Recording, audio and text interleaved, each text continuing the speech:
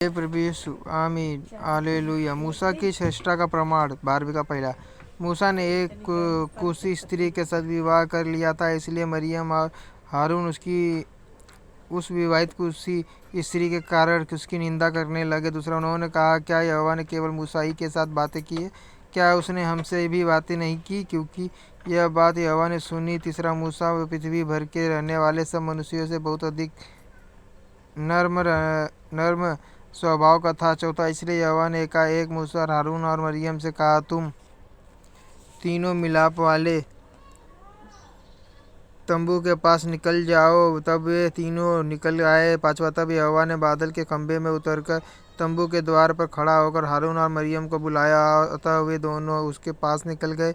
छठा, तब यहोवा ने कहा, मेरी बातें सुनो। यदि तुम में कोई नबी हो तो उस पर मैं यहोवा दर्शन के द्वारा अपने आप को प्रकट करूंगा या स्वप्न में उससे बातें करूंगा। सातवां, परंतु मेरा दास मूसा ऐसा नहीं है, वह तो मेरे सब घरानों में विश्वास योग्य है। आठवां, उससे मैं गुप्त रीति से नहीं परंतु आमने सामने और प्रत्यक्ष होकर बातें करता हूँ, और वह यहोवा का स्वरूप निहारने पाता है। इसलिए तुम मेरे दास मूसा की निंदा करते हुए क्यों नहीं डरे? नौवां, तब यहोवा का कोप उन पर भड़का और वह चला गया।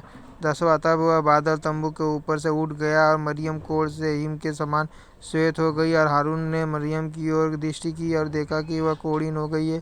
11वां, तब हारून मूसा से कहने लगा, हे मेरे प्रभु, हम दोनों ने जो मूर्खता की वरन पाप भी किया, वह पाप हम पर न लगने दे। 12वां, और मरियम को उस मरे हुए के समान न रहने दे जिसकी देह अपनी माँ के बेटे से निकलते ही अधगली हो।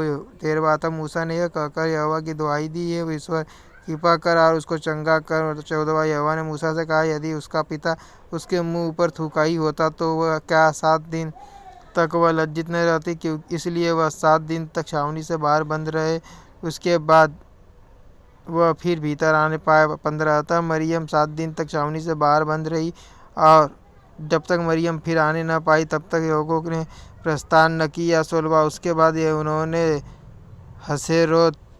हसेरोत में प्रस्थान करके परान नामक जंगल में अपने डेरे खड़े किए।